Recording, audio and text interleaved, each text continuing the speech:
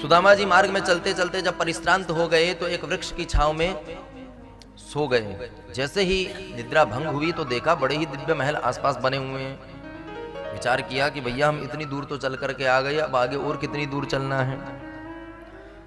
तो मार्ग में जाते हुए एक पथिक को सुदामा जी ने प्रश्न किया, भैया ये द्वारिका कितनी दूर है? बोले महाराज कैसी बातें कर रहे हो, द्वारिका में होकर के द्वारिका का ही पता पूछ रहे हो? सुदामा जी ने कहा ये द्वारिका है। बोले हाँ महाराज यही द्वारिका है, आपको कहाँ जाना है वो बताओ। सुदामा जी बोले भैया यदि ये द्वारिका है तो ये बता कि मेरे को कन्हैया कहाँ मिलेगो। बोले महाराज ये कन्हैया तो यहाँ पे बहुत सारे हैं, आपको किस कन्हैया के पास जाना है? कोई एड्रेस पता, आधार कार्ड, कोई सेक्टर नंबर कुछ है? सुदामा जी कहते हैं भैया ऐसे तो मेरे पास कुछ नहीं है, पर मुझे ये पता है कि वो यहाँ का राजा बन गया है।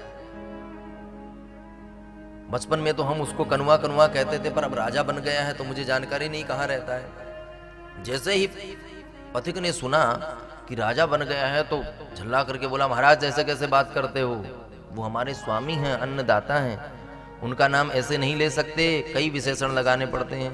सुदामा जी तो चौंक गए, भैया कौन सा नाम बदल लिया कोई? सुदामा जी बोले तो भैया तू बता दे कैसे बोला जाता है। तो वह पथिक कहता है अनंत स्त्री समलंकृत गो विप्र प्रतिपालक विश्ववंद्य श्री श्री महाराजाधिराज द्वारिकाधीश्वर श्री कृष्णचंद्र सरकार। जैसे ही इतना बड़ा नाम का उसने उच्चारण किया सुदामा जी के तो होश उड़ गए, भैया इतना बड़ो नाम हो गए हो, अब मोते मिलेगो कि नहीं मिलेगो? जब नाम बदल गया तो हो सकता है स्वयं का व्यवहार भी बदल गया हो। सुदामा जी बोले ठीक है भैया तुम तो मुझे ये बता दो कि उनका मार्ग कहाँ है। बोले बाबा ये जो जितने भी प्रासाद भवन दिखाई दे रहे हैं सब उन्हीं के, किसी में भी चले जाओ। तो श्रीमद् भागवत पुराण के अनुसार तो सुदामा जी सीधे ही रुक्मिणी जी के महल में प्रवेश कर गए, किंतु नरोत्तम जी ने जो सुदामा चरित्र गाया है उसमें बड़ा ही सौंदर्य करते हुए कहते हैं कि जैसे ही द्वार पर सुदामा जी पहुंचे तो द्वारपाल ने रोका। द्वारपाल रोक करके कहता है महाराज बताइए कैसे आना हुआ। सुदामा जी कहते हैं भैया हम हमारे मित्र से मिलने आए हैं, आपके जो महाराज हैं वो हमारे मित्र हैं। द्वारपाल ने जब ऊपर से नीचे तक देखा तो विश्वास तो नहीं हुआ, किंतु वो ये भी जानता है कि हमारे जो स्वामी हैं उनसे एक से एक विभूति मिलने आती है, हो सकता है भैया सही बोल रहे हो। सहसम्मान द्वारपाल ने उनको वहां पर स्थान दिया और भीतर जा करके ठाकुर जी के सम्मुख हाथ जोड़ करके कहता है महाराज इस दास को द्वारपाल की सेवा करते हुए बरसों बीत गए, किंतु आज जो विभूति आई है ऐसा हमने पहले कभी न सुना न देखा। एक कोई ब्राह्मण आया है, जीर्ण शीर्ण वस्त्र पहने हुए हैं और आपको अपना मित्र बता रहा है। शीस पगाना जगातन पे प्रभु जाने को आई बसे के ही ग्रामा।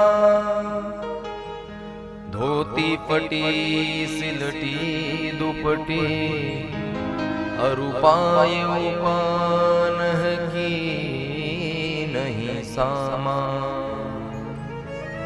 द्वार खड़ो द्विज दुर्बल एक रयोच की सुधा विरामा। पूछत दीन दयाल को धाम बतावत आपनो नाम सुदामा। जैसे ही भगवान के कर्णपुटों में सुदामा नाम पड़ा तो भगवान तो प्रेम से विभोर हो गए, अपने राज सिंहासन से कूद पड़े। सारी सभा स्तब्ध रह गई कि आज तक भगवान जो भी कोई आता था अपने सेवकों से कहते थे कि सहसम्मान उनको ले आओ, और आज तो भगवान स्वयं दौड़ लगा रहे हैं। भगवान का पीतांबर रह गया, मुकुट गिर गया, निरावरण चरण जो है भगवान मार्ग में 7 द्वार के पार सुदामा जी के सम्मुख पहुंच गए। और जैसे ही सुदामा जी मिले तो सुदामा जी को अंक में भर करके प्रेम मुग्ध हो गए। बोल द्वारिकाधीश की, श्री कृष्णचंद्र भगवान की जय। जैसे ही सुदामा जी का आगमन हुआ कि भगवान तो प्रेम विभोर हो गए।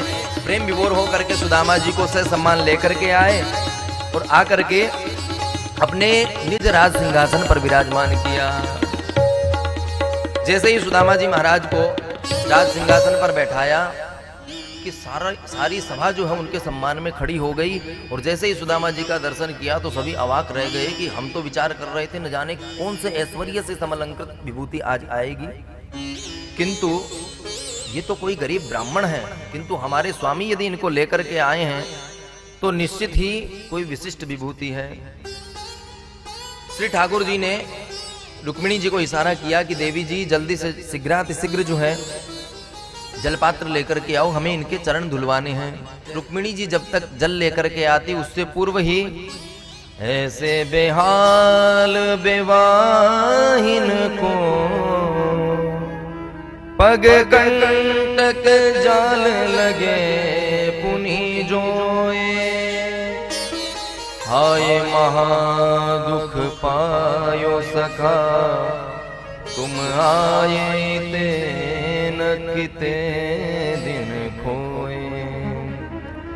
देखी सुदामा की दीन दशा करुणा करके करुणा निधि रोए, पानी परात को हाथ छुयो नहीं, नैनन के जल सो पग धोए। किम मनेन कृतं पुण्यम अवधूतेन भिक्षुणा, श्रियाहीनेन लोकेऽस्मिन् गर्हितेनाधमेन च। जैसे ही सभी ने दर्शन किया तो विचार करने लगे इस अवधूत ने, इस ब्राह्मण ने न जाने कौन से पुण्य किए होंगे कि साक्षात द्वारिकाधीश भगवान जो है इनके चरणों का प्रक्षालन अपने निज नेत्रों से कर रहे हैं। सारी सभा जो है भाव विभोर हो गई। भगवान ने चरण तलों को जब प्रक्षालन करना चाहा तो देखा कि अनेक कंटक जो हैं, अनेक कंटक उनके चरणों में लगे हुए हैं। जैसे ही कंटकों को भगवान ने निकाला कि रक्त की धारा प्रवाहित हो चुकी, भगवान के नेत्रों से अश्रु बिंदु जो है वह प्रवाहित होने लगे।